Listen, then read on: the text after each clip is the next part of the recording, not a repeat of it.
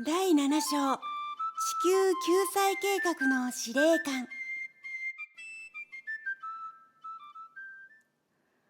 窓の向こう側に僕の星が見えてきた。雲や海や密林や砂漠、それらは目の前で急速に大きく広がり、円盤は闇の部分、つまり夜の地球へと滑り込んでいった。無数に輝く光のシミ、上に見えていたその点はよく見れば都市の光であった。反対に下に輝いていたのが空の星だった。でも円盤の中では円盤の床が本当に下に感じた。人工的な重力だよ、とアミが説明してくれた。我々の仲間が大規模な地震を避けるためにどんな風に働いているか、それをこれから見てみよう。月に照らされた海の上を円盤は進んでいった。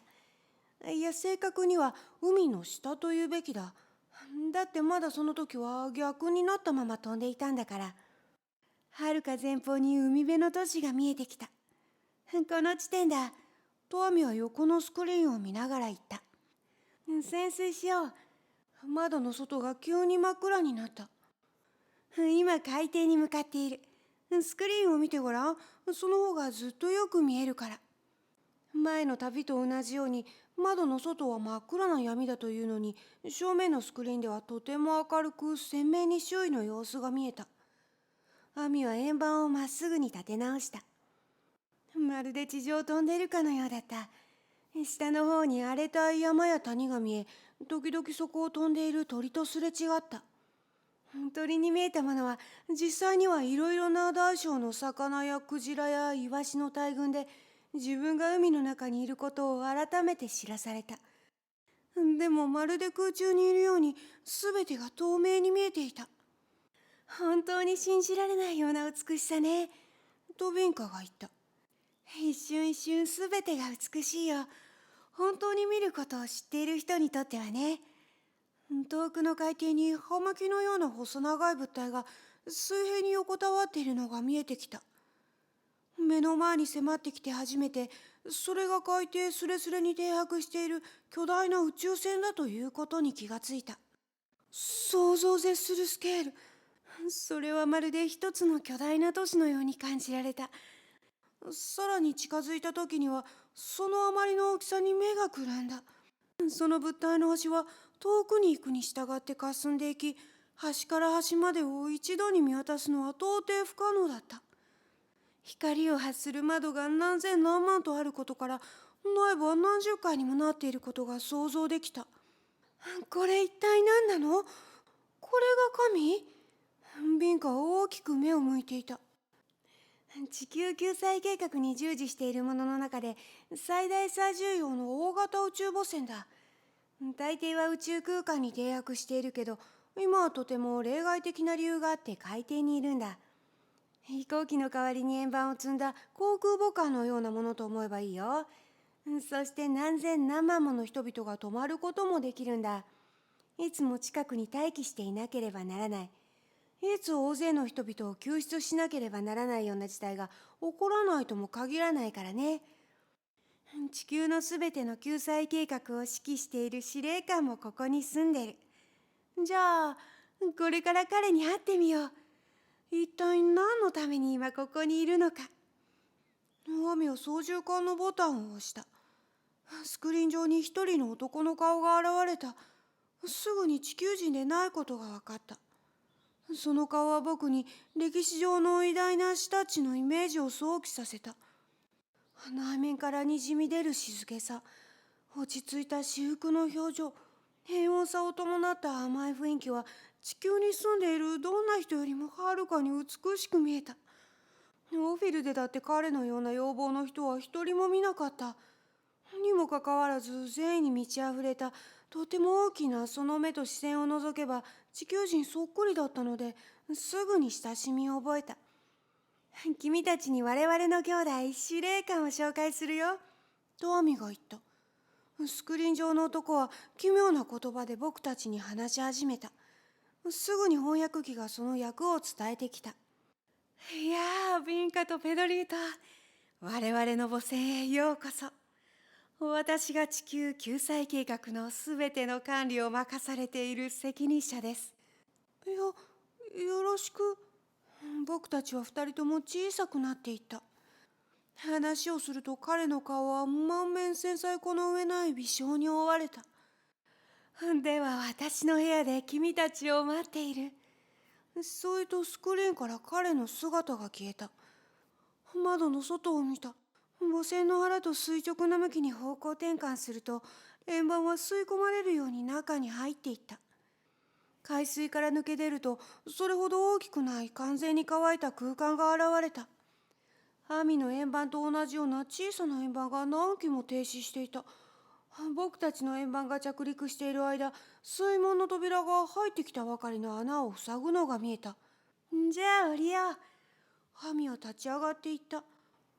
ということは外に出るということ？僕は少し戸惑って聞いた。そうだよ。これから司令官に会いに行くんだ。もう網に話したいことが山ほどあったけど、彼は僕たちをすぐ円盤の出口へと向かわせた。出口が開くと、そこにはいつの間にか階段が現れていた。降りていくと円盤が3本の足によって支えられているのが分かった。初めて網の円盤が着陸しているのを見た。いつも空中に停止している状態ばかりだったんだから。僕たちは扉の方に向かって歩き始めた。近づいていくと扉は自動的に開き、その向こう側に光り輝く長い廊下が現れた。天井はとても高く多面になっていて、淡いクリーム色の光を自ら発していた。床はゴムに似たやや弾力のある物質で、やはり明るいブルーの美しい光を放っていた。壁は柔らかく不透明な物質でできていた。いくつもの大きな扉があった。中には見たこともない輝く文字で何かが書かれた扉もあった。それは宇宙振興の言葉で書かれているんだよ。とアミが説明してくれた。僕はまた、それぞれの世界が独自の文字を持っているのかと思っていたよ。その通りだよ。でもすべての人々が理解し合えるように共通の言語も使われているんだ。特に文字はね、みんながわかるように人工的に作った言葉なんだ。すべての人が子供の時から勉強して覚えるんだよ。書くことの方が話すよりもずっと簡単なんだ。どうして？さまざまに異なる人類の舌と喉と声帯がすべて同じ構造をしているわけではないからね。ある人たちにとってはとても発音しやすい音が、別の人たちにとってはとても難しい。ちょうど中国人にとって R の発音がとても難しいのと同じようにね。何その中国人って？とビンカが聞いた。地球のある国の人たちだよ。目がこうなっていてね。と言って僕は両目の目尻をつり上げた。まあかわいい。とビンカが言った。三人とも笑った。廊下の突き当たりに近づくと、正面にかなり幅の広い扉があった。僕たちがその前に立つと自動的に開いた。エレベーターだった。中に入ってボタンを探したけど、それらしきものはどこにもなかった。ホーミが一言、司令官とだけ言うと扉が閉じた。軽い振動を感じ、上昇していったかと思ったら、突然横に動き出した。それはなんとエレベーターどころか、どの方向にも自由に動く乗り物だった。この乗り物は空気中やあらゆるものの表面に付着しているすべての細菌を殺す放射線を発している。だからここの乗組員が君たちの持っているウイルスに感染する心配は全くない。それにすべての乗組員は新興世界に戻る前には必ず消毒を受けることになっているんだよ。扉が開いた。でもそれは僕たちの入ってきた正面の扉ではなく、後ろの扉だった。まるで夢の中に出てくるような美しいサロンがそこに現れた。室内にはいろいろな色や形の珍しい植物がたくさん飾られていた。どうしてだか知らないけど、宇宙船の中に植物があるなんて今まで一度も想像したことがなかった。どこに光源があるのかはっきりしないけど、さまざまな色調の照明が室内を照らし、室内全体には黄金の雰囲気が醸し出されていた。サロンはガラスでいくつもの空間に小さく区切られていて、水が湧き出す泉があった。何段にもなった滝が石や苔や自然の水草の間を心地よい水音を立てて流れ落ち、見たことのない魚や小さな生物が飛び跳ねていた。なんて美しいんだこと。ビンカは感動していた。進歩した魂は美で囲まれていることが必要なんだよ。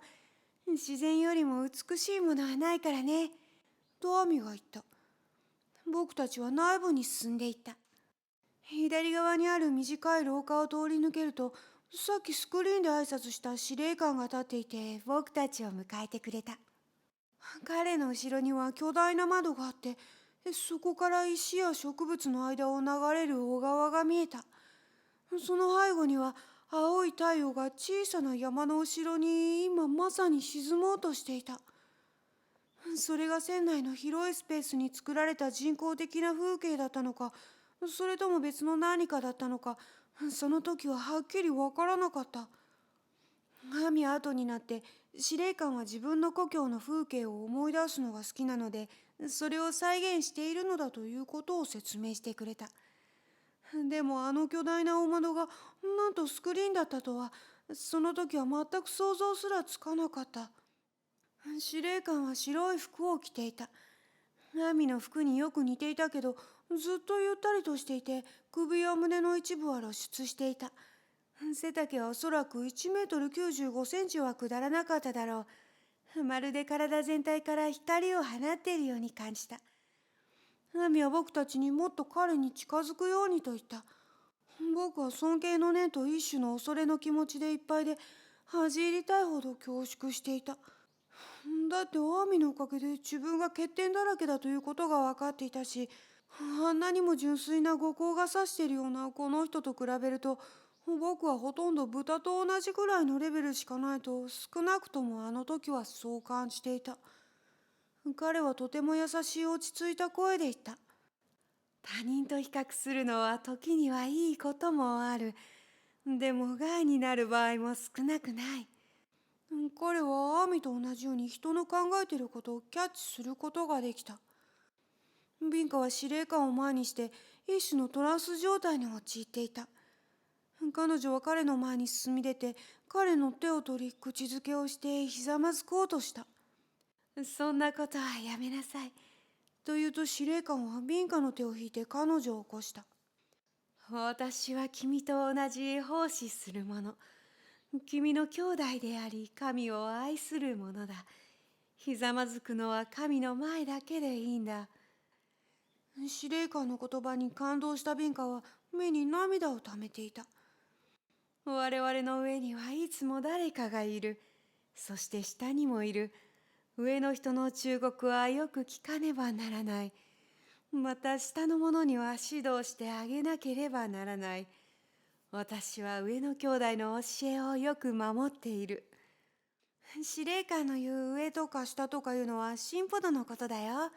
とアミが説明してくれた。司令官は流線形をしたまるで宇宙机とでもいうようなとてもモダンな家具のところへ行き、その向こう側に座った。私はこの星に君たちとこのコンタクトをするためだけに降りてきている。司令官がどれほど大切なことを言ったのか、この時僕はその重大性を全く理解できないでいた。宇宙規模の計画を率いる司令官が何千何万という数の宇宙人を乗せた都市のように大きな宇宙母船で地球にやってきた目的が単に二人の子供と話をするためだったとは。アミがここで言葉を挟んだ。君たちはそれぞれの世界に司令官のメッセージを持っていく。これから彼の言うことは地球やキアにとってとても大切なことなんだよ。彼はキアの救済計画を引き受けている兄弟と連絡を取り合っている。二つの星はとても似たような状態にある。じゃあ司令官の言うことをよく聞いて。司令官は話を続けた。すでに言ったように君たちはそれぞれの星の巨大な宇宙進化計画の中に取り組まれている。この計画にはとても大勢の奉仕者が参加している。すでに君たちの世界へ生まれ変わっている人もいる。でもその中にはそのことにまだ全く気づかないでいる人もいれば、意識的に参加している人もいる。もちろん君たちの星よりも進んだ世界の兄弟もこの救済計画の使命を担っている。それから別の兄弟、もう有限の肉体から解放されている別の次元の人たちとも緊密に協力し合っている。皆時間ギリギリまで、我々が借り受けている肉体の最後の時まで、さらにはもう肉体のない別の次元に移ってからも働き続けている。何の報酬も当てにしないこの仕事は、ただ我々の意識の命ずるまま、ただ愛によってのみなされていることなんだ。君たちはもうとても重大な深遠な変化が近づいているということを知らなければならない。我々はその変化が引き起こすネガティブな衝撃をできる範囲で避けられるように働いている。でもその他のことは君たち自身でやらなければならない。それからまた宇宙の生命を動かし導いているのは創造者の精神の力であり、それはすべて愛であるということも理解しなくてはならない。もし君たちが愛に従って生きていないとしたら、宇宙のあるべき方向に反して行動していることになる。当然君たちの個人の生活や社会的関係、そして国際関係も調和を保つことはできない。多くの人たちの神の方に対する著しい無知が、これら痛々しい状況を生み出す原因であり根である。このまま放置しておけば、それはついには全滅にまで至りかねない。だから我々は君たちのすべての国のできる限り多くの人たちに正しい教えと導きのインスピレーションをメッセージとして送っている。受け取る人の個人的な信仰によって中にはかなり歪曲されてメッセージが伝わってしまうことも避けられない。それがさらに混乱と失望を生み出す。それでも少しずつ日に日にすべてはっきりとしていくことだ。文学作品や音楽、映画やその他いろいろな文化的な表現にもインスピレーションを与えている。メッセージの普及に役立てられるものなら何でも利用している。これは意識変革のための一つの愛の種であり、大きな出会いのための準備でもあるんだ。ワーミは司令官の言ったことをさらに分かりやすく説明するため言葉を挟んだ。いつまでも君たちは宇宙の兄弟とバラバラでいるわけにはいかないということだ。不正や暴力や分裂から脱したとき、そして宇宙の最も大切な原理でもある愛に対する無知を出したときには信仰世界に仲間入りできるんだよ。僕は自分の周囲に住んでいる人たちを思い浮かべ、ため息をついて、多分それが実現するのは5500年ぐらい後のことだろうと思った。司令官はもちろん僕の考えを聞いていた。もしも何も変わったことが起こらなかったとしたら、数千年の歳月が必要かもしれない。あるいは決して変わらないかもしれない。でも今近づきつつある現象は、どんな説によっても満足な説明がされない。その時には我々の言った言葉を、そして同時に昔の死や今の死によって表された言葉を思い出すべきだ。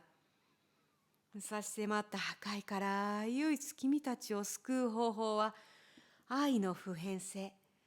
愛が全宇宙で一番重要なものであるということを知ることであり、愛によって君たちの人生のすべてが支配されているということを理解することだ。もしそれに従わないならば、生き延びることはできない。我々はただそれに値する人たちだけを救出することになる。麦は毒麦と分けられる。我々が奉仕しているこの計画は、永遠の時から創造主によって考案され交付された神聖な計画だ。そして我々はその執行者というわけなんだよ。司令官は立ち上がった。我が親愛なる子供たちよ、これで全てだ。ではこれからこの星のこの地点で膨大な人命の損失を防ぐための仕事を指揮しているキャプテンにバトンタッチしよう。ちょうどその時、司令官が今まさに話していた人物が入ってきた。キャプテンと呼ばれるその人物は、僕たちの小さな宇宙人が着ているのと同じような服を身につけている。司令官ほど背は高くない。目の前に迫っている大地震の規模をどうやって抑えているのか、その作業を見学してもらおうと思います。では私の後に続いてください。とキャプテンはとても優しく丁寧に言った。では元気で。と司令官はその大きな手を僕たちの肩にそっと乗せていった。ああそう。それから君たちはいつも保護されているということを忘れないように。私たちがいつもすべての危険から君たちを守っている。だから決して怖がらなくていい。でも分別を超えた行動に対しては我々は何もできない。我々の保護できる範囲にも限りがあることも知っておかなければならない。それから私のメッセージを君たちの本に書くことも忘れないように。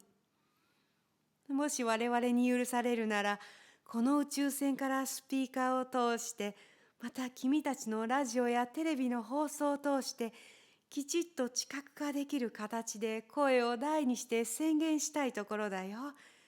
でも残念ながらそれは許可されていない。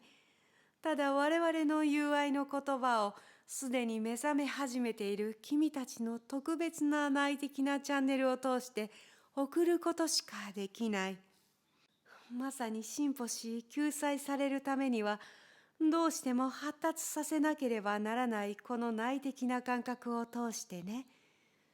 そしてこの感覚がいまだに十分に発達していないことが我々が公に姿を現すことができないもう一つの大きな理由でもあるんだよ。そのことをよく感じ取ってほしい。エレベーターの扉の前まで来て司令官が最後に言った言葉はこうだった。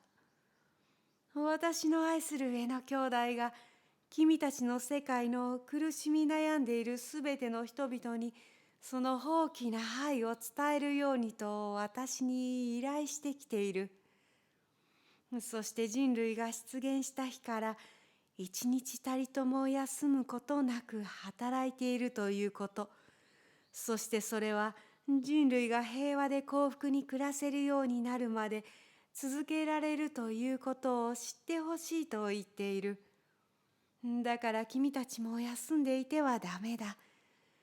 なぜなら君たちは皆神の手であり口でもあるのだからね。じゃあまた元気で。